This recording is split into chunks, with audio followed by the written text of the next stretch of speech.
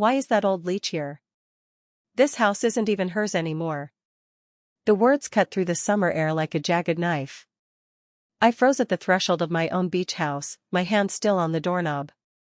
I had spent months anticipating this quiet retreat, days of planning, packing, and imagining long mornings by the shore, the gentle lull of waves accompanying my tea.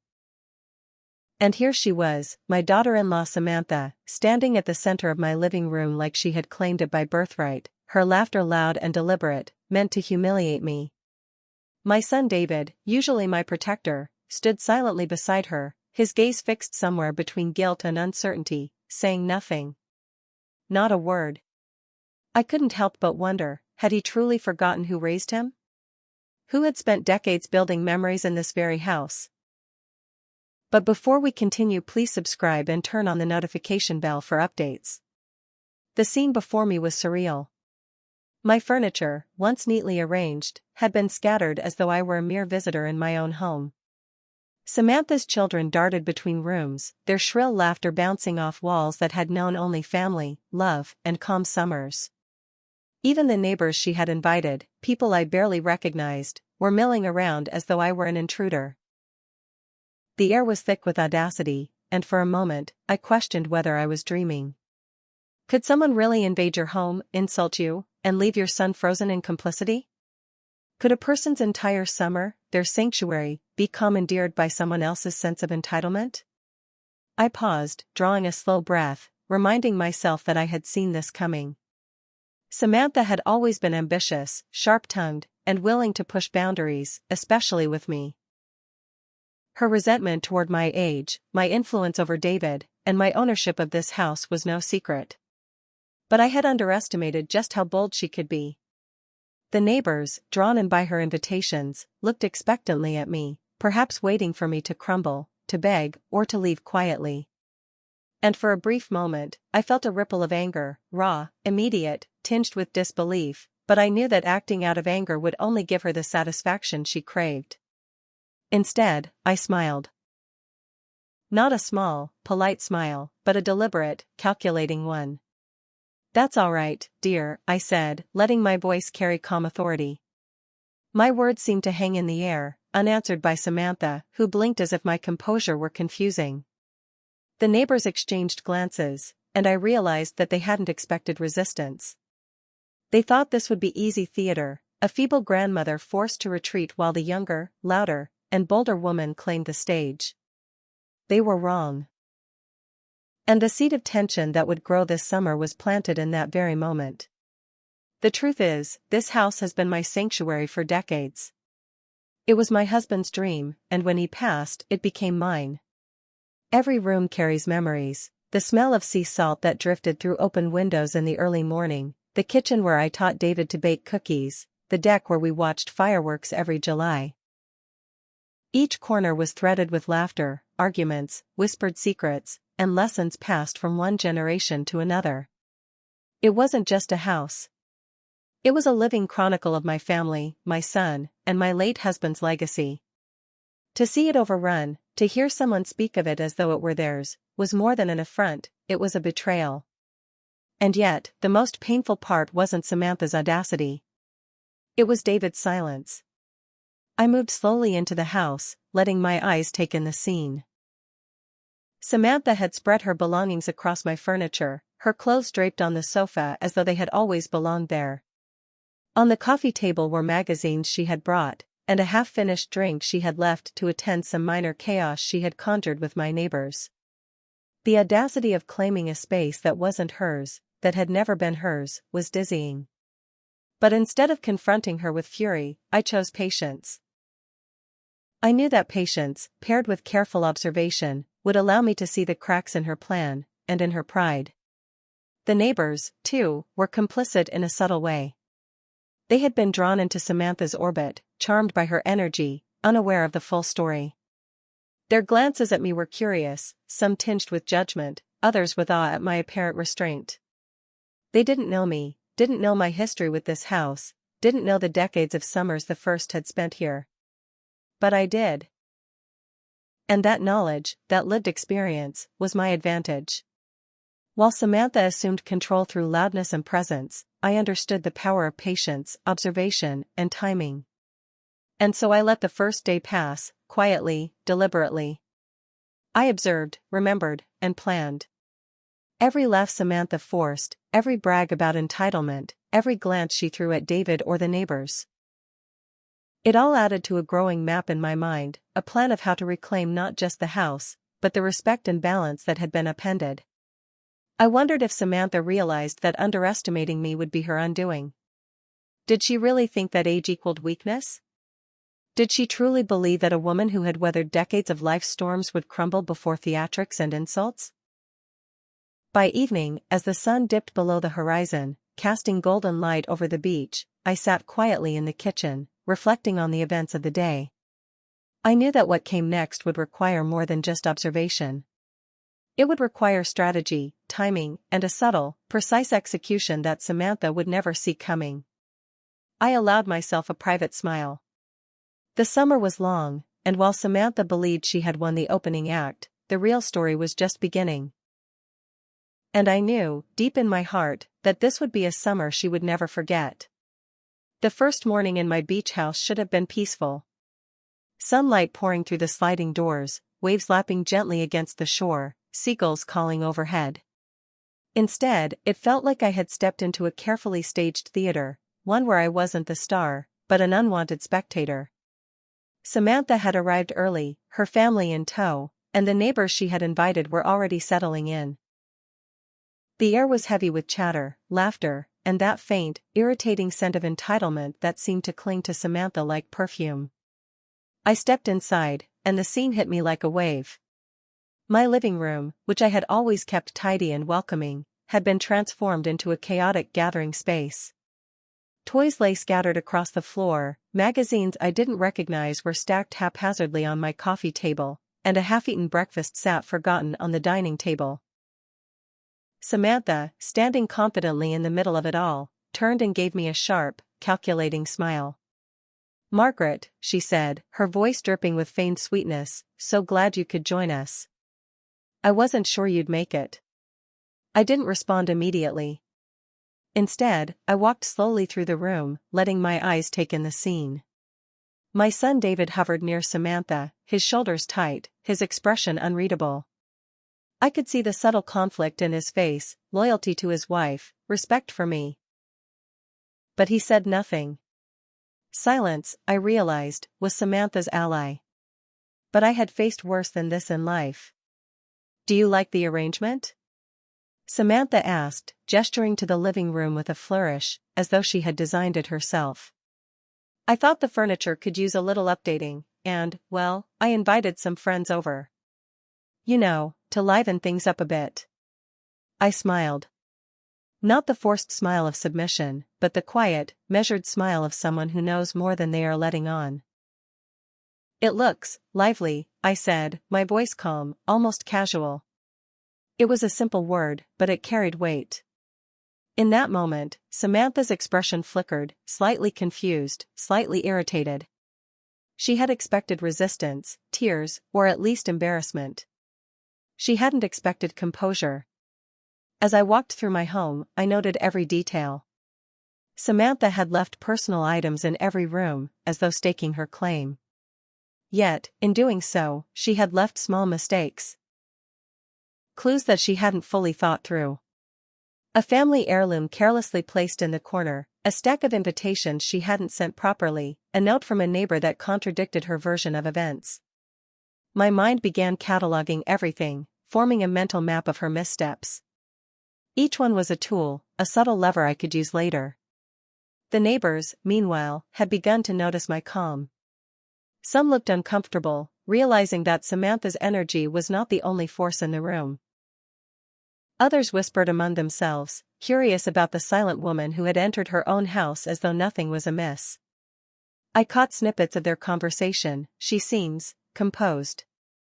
Is that really her house? Wow, she doesn't look like she's going to leave." Each whisper, each glance, only reinforced my awareness that perception mattered as much as action. Samantha, growing impatient, decided to escalate. You know, she said, leaning toward the nearest neighbor, Margaret has been. Well, she's a bit old-fashioned. Some of you might find her ways a little outdated. The words were sharp, meant to wound, to undermine. Her gaze flicked to me, anticipating my reaction. But I only smiled, and I asked a simple question, and what, exactly, is old-fashioned about enjoying a home you've lived in for decades? The room fell silent. Samantha blinked, momentarily thrown off balance. My words weren't loud, but they carried clarity and calm authority. The neighbors shifted, sensing that something in this dynamic had changed. I could almost see the seed of doubt beginning to form in their minds. Samantha's confidence, so carefully cultivated, was starting to crack. But it wasn't enough for me to simply regain composure. I needed to plant further seeds, subtle, invisible nudges that would slowly unravel her sense of control. I began by observing, noting which neighbors were susceptible to flattery, which were easily influenced by gossip, and which were naturally skeptical. Every smile, every laugh, every glance was a data point. By the time Samantha realized what I was doing, it would be too late. I moved to the kitchen, pretending to inspect the breakfast mess. In reality, I was setting a mental trap. A misplaced utensil, a half-empty jug of juice, a note about house rules I had posted years ago. Small things, invisible to everyone except me, yet potent in their symbolic weight. Samantha had overstepped. She had assumed the house could be claimed by noise and presence. I knew better. Respect, after all, wasn't granted by volume. It was claimed through subtle authority and presence. As the sun dipped lower, casting long shadows through the windows, I felt the first stirrings of satisfaction. Samantha's overconfidence was her own undoing. She had believed that the first act of invasion was enough to secure dominance. But the real game had just begun. Every laugh she forced, every boast, every dismissive glance she threw my way, it was all part of a narrative I was quietly rewriting. By the end of that first day, Samantha was beginning to tire. Her forced cheerfulness wavered, she misstepped in front of the neighbors, dropping small hints of insecurity that hadn't been there before. David, still silent but thoughtful, seemed to be watching, assessing, perhaps even questioning. I knew that the next day would bring further testing, further attempts at domination. But I also knew that patience, observation, and quiet strategy were my allies. And so, as I closed my eyes that night, listening to the distant sound of waves, I allowed myself a small, private smile. They believed they had taken my home. They believed they had won the opening act. But in reality, the real story, the story that would turn this summer into one Samantha would never forget, was only beginning. The morning after Samantha's audacious invasion, I woke early, before the sunlight had fully touched the beach. I stood on the balcony, feeling the cool breeze, listening to the soft crash of waves, and for a moment, allowed myself to savor the calm. It was the only time I would have true peace for a while. Inside, Samantha and her family were still asleep, or at least, I hoped they were. Their presence had already begun to make the house feel smaller, louder, more suffocating. But I knew something the others didn't: chaos could be countered with strategy, and patience was far more powerful than aggression. I started small that morning. While Samantha slept in, I moved quietly through the house, adjusting things she had haphazardly shifted the day before. A cushion here, a picture frame there, nothing dramatic, nothing she would immediately notice. But enough to subtly remind the neighbors, and her, that this house had a rhythm, a history that she was disrupting. Every movement was deliberate, a small assertion of presence. I could hear Samantha's children giggling from the next room, the sound a mix of innocence and chaos.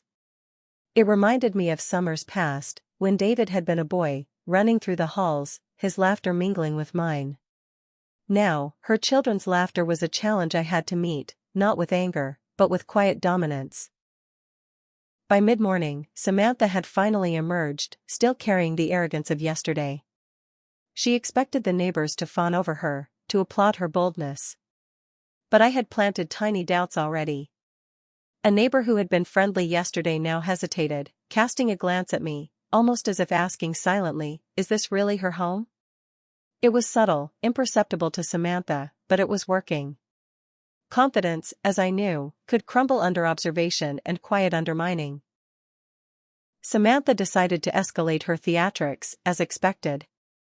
She laughed loudly, commenting on the decor. "I think we need more modern touches here. Maybe some brighter colors, something younger. Don't you think, everyone?" The neighbors murmured uncertainly, some nodding politely, others hesitant. I chose that moment to enter the conversation, with a calm smile and steady voice. "This house has seen many summers, and each detail tells a story. Sometimes, tradition is worth more than trend." My words were simple, but they carried weight. The air shifted. Suddenly, Samantha's loudness felt excessive, forced, even ungraceful. I could see her frustration growing. She tried to regain control, speaking faster, louder, throwing in jokes at my expense, expecting laughter. But the neighbors, now aware of the history I represented, began to falter in their support. Some whispered among themselves. Some caught my eye and smiled subtly. Each small gesture chipped away at Samantha's assumed dominance. David, still cautious, watched with a mix of relief and pride, as if remembering why he had always loved his mother. Then came the first real test. Samantha had invited a local contractor, someone she hoped would start immediate renovations, asserting her control in a very tangible way. She expected me to react with alarm or panic, perhaps even anger. Instead, I calmly approached the contractor, examining his plans with a polite, yet critical eye. "I see your intention," I said softly, "but this house was built with certain specifications that are important to preserve. Changing them could cause structural issues, not to mention disrespect the history of the place." My words were gentle, but firm. The contractor's confidence wavered. Samantha's face tightened. Her carefully constructed image of control was unraveling. Over the next few hours, I began planting seeds of doubt elsewhere. A misplaced comment about property rights, a subtle reminder of neighborhood rules, a smile here, a whispered observation there, all designed to make the neighbors question Samantha's authority. It was almost humorous to see how quickly her composure began to falter. Each attempt to dominate the conversation, to force her will on the room, seemed to backfire. By afternoon, she was visibly agitated, fumbling with words, her carefully timed jokes falling flat. But my subtle revenge wasn't just about undermining her in front of others. It was psychological, deeply personal. I noticed the way she ignored certain heirlooms and photographs, and I used them to remind the neighbors, and even herself, of the history she had dismissed. I casually mentioned past family gatherings, the summers David had spent learning to fish, the parties I had thrown for the neighborhood. Each anecdote was a small assertion of ownership, a quiet proof that this house was mine, long before Samantha arrived. By late afternoon, Samantha was exhausted. Her arrogance, once so confident, now seemed brittle, fragile, easily cracked. Even David, still hesitant to intervene directly, began questioning her actions, exchanging glances with me that carried both apology and admiration. It was clear that the tide was turning, and I could almost taste the sweet satisfaction of long-awaited vindication. Yet, I knew the battle was not over. Samantha still had energy, cunning, and the will to fight back. My next moves had to be more precise, more cunning. I had laid the groundwork. Small doubts, psychological pressure, subtle reminders of history, but the climax of my strategy would come only when she was most vulnerable, when her frustration and insecurity peaked. As the sun set, I paused on the balcony, watching the waves crash against the shore. The house was mine again, in spirit if not yet in control. I allowed myself a quiet smile, knowing that the next day, the unraveling would begin in earnest. Samantha's pride and entitlement were powerful, but they were not prepared for patience, subtlety, and experience. And so I waited, biding my time, letting the cracks widen. What Samantha didn't realize was that the real storm of this summer was about to hit, and it would leave her scrambling for control in ways she could never have imagined. But what came next would push her further than she could imagine, and the consequences of her arrogance would soon spiral into chaos she couldn't contain. The morning air was thick with tension. Samantha's attempts at dominance had begun to falter, but she refused to admit it, at least not outwardly. She flitted from room to room like a queen defending her castle, barking orders at her children and gesturing to the neighbors, trying desperately to reclaim the control she had already lost. Her voice, once confident and sharp, now carried an edge of frustration that no amount of forced laughter could hide.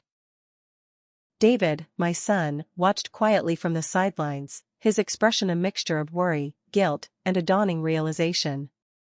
For the first time, he was seeing his wife for who she really was, and seeing me, his mother, as the calm, steady force I had always been. I watched Samantha's every move, noting her weaknesses, the cracks in her armor. She had underestimated patience. She had assumed that loudness and brashness equaled power. She had forgotten that influence could be subtle, that control could be asserted without raising your voice, without making a scene. I let her take the first steps in this final dance, knowing that each mistake she made would be amplified in the minds of the neighbors and, most importantly, in David's. The first real blow came when she tried to assert authority over the contractor she had invited the day before. "We need this done by tomorrow," she said, snapping her fingers as though the project were hers to command. The contractor, who had been quietly taking notes and nodding along to my suggestions, hesitated. "Actually," he said slowly, "I think Margaret has a point. Some of these changes could cause damage to the structure." He looked at me for confirmation, and I nodded calmly, letting the weight of decades of knowledge settle in the room. Samantha's face went pale. Her carefully rehearsed confidence crumbled before the contractor's hesitant agreement. The neighbors, too, were watching now, their whispers growing louder. They had started to notice the discrepancies in Samantha's claims, the contradictions in her statements, the arrogance that had seemed charming at first but now appeared reckless. I moved quietly among them, smiling, engaging, subtly reminding them of the history of the house, the summers that had been celebrated here, the decades of care and love invested in each corner. Each word, each anecdote, chipped away at Samantha's fragile sense of control. Samantha's children, sensing the tension, began to misbehave, spilling drinks, knocking over magazines, interrupting her speeches. She snapped at them, her patience thin, her authority slipping. The room began to feel smaller, tighter, more chaotic than it had in days. David stepped closer to me, his hand resting lightly on my shoulder, a silent gesture of solidarity. I didn't need to say anything, the message was clear, the balance of power was shifting. Then came the turning point. I decided it was time to reveal a piece of the house's history that Samantha had ignored, a story so deeply tied to my family's legacy that it carried the weight of inevitability. I gathered the neighbors and, with a calm but commanding voice, recounted a tale of past summers, of the house's construction, of the traditions my husband and I had begun decades ago. I spoke of long-forgotten community gatherings, of family celebrations that had shaped the neighborhood, and of the unspoken respect that came with stewardship of the property. The room fell silent. Even Samantha's bravado could not withstand the gravity of history being laid bare. Her attempts to interrupt, to mock, to regain the upper hand, failed miserably. Each interruption only highlighted her lack of understanding, her ignorance of the house's past, her disregard for the community's memory. The neighbors, once swayed by her energy and charm, now began to side with me, nodding, whispering quietly, reassessing their impressions. Samantha's confidence was eroding, replaced by frustration, anxiety, and a growing sense of isolation. David finally spoke, his voice steady but firm. "Samantha, I think Margaret is right. This is her home, and she has every right to decide what happens here." His words hit Samantha like a physical blow. She blinked, shocked that her own husband would challenge her authority, that the person she had assumed would always side with her was no longer unquestioning.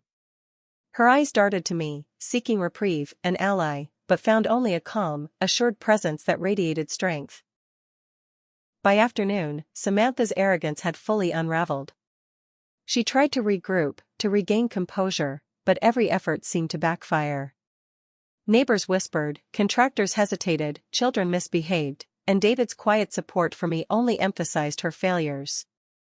The house, once a battlefield of dominance, had become a stage where Samantha's unraveling played out for all to see. I walked through the rooms with deliberate calm, interacting politely with the neighbors, subtly reinforcing the authority I had always held. Samantha's attempts to insert herself into every conversation, every decision, only highlighted her desperation. Her frustration reached a peak when a neighbor casually mentioned a detail Samantha had overlooked, a minor but important regulation about property boundaries. Her face twisted with disbelief and anger. It was as though the very walls of the house were conspiring against her. By evening, Samantha was exhausted, her composure gone, replaced by irritation, anxiety, and helplessness. She finally retreated to a corner of the house, muttering under her breath, while I stood quietly, absorbing the satisfaction of a plan executed perfectly. David approached me, his hand on my shoulder once again, offering a quiet acknowledgement of support and gratitude. The balance of power had shifted completely. And yet, I knew the summer was far from over. While Samantha had been humbled, the consequences of her arrogance would continue to ripple through the house. Each misstep she had made, each act of entitlement, had consequences that would not vanish overnight. My work, however, had laid the foundation for a summer she would never forget, a summer where patience, subtlety, and quiet strategy had triumphed over brash audacity. By the time the sun began its slow descent over the horizon, casting golden light across the beach, the house had returned to its rightful rhythm. Samantha's loud laughter, her forced charm, and her overbearing presence had finally been muted, not by force, not by confrontation, but by patience, observation, and a quiet, unshakable authority that she had never anticipated. The neighbors who had once been swayed by her confidence now looked to me with respect, subtle nods acknowledging the decades of stewardship I had poured into this home. Even David, my son, stood beside me differently now, no longer hesitant, no longer silent, but full of recognition for the woman who had raised him, guided him, and now reclaimed what was always hers. Samantha sat in a corner of the living room, her face pale, her composure shattered.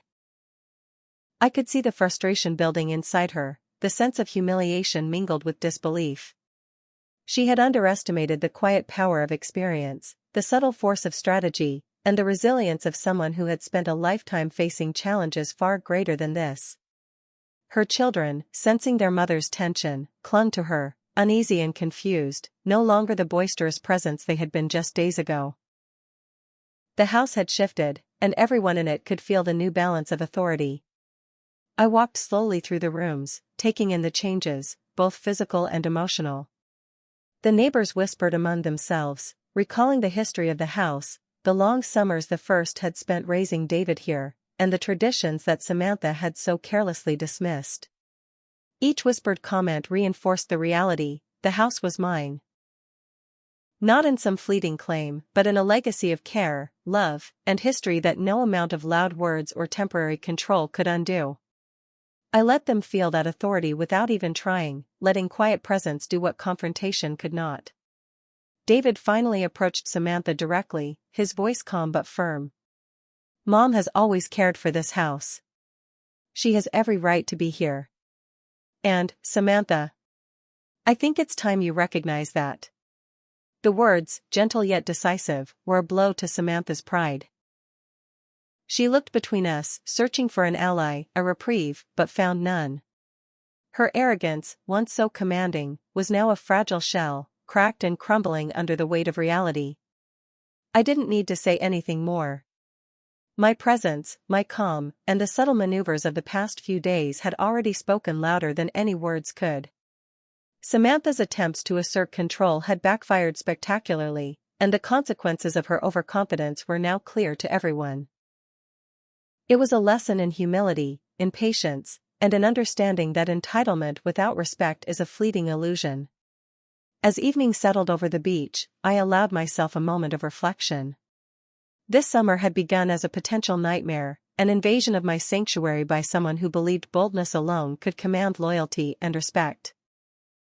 Yet, by observing, by strategizing, and by asserting quiet authority, I had reclaimed not just my home but the balance of relationships that Samantha had attempted to disrupt. It was a reminder that age and experience, far from being weaknesses, are powerful tools when wielded with patience and intelligence. Samantha, now subdued, quietly gathered her things.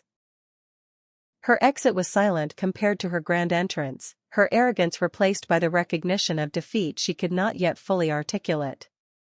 The neighbors, witnessing the transformation, exchanged knowing looks, their respect firmly realigned. David stayed with me, his presence a quiet affirmation of family loyalty, and of the bonds that cannot be easily broken by manipulation or force. I moved through the house, closing doors, straightening small items, restoring the environment to the comfort and order I had cultivated for decades. Each action was symbolic, a quiet restoration of balance.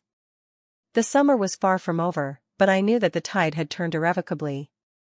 Samantha's reign of disruption had ended, replaced by a calm, steady order that could not be challenged without consequence. And yet, as I stood on the balcony, looking out over the waves, I realized that the lessons of this experience went beyond a single conflict. Life, much like this summer, is unpredictable. People may try to claim what is not theirs, may underestimate those who seem quiet or unassuming, may assume that boldness alone can command respect. But true power lies in patience, in observation, and in the courage to act strategically when the moment is right. I had been tested, and I had emerged not only victorious but wiser, stronger, and more assured in the value of my own experience. As the last light faded over the horizon, I locked the doors, a quiet smile playing on my lips. Samantha had learned her lesson, perhaps too late. David had learned his, perhaps finally seeing the strength and wisdom of his mother. And I, Margaret, had reclaimed more than a house. I had reclaimed the peace, the dignity, and the authority that come with a life well lived. If you've ever faced family betrayal, disrespect, or the audacity of someone attempting to steal what is rightfully yours, remember this: patience, strategy, and quiet confidence can achieve what confrontation alone cannot. Stand your ground, observe the details, and never underestimate the power of experience. And as for Samantha, well, she would not forget this summer. Neither would the neighbors. And neither would I.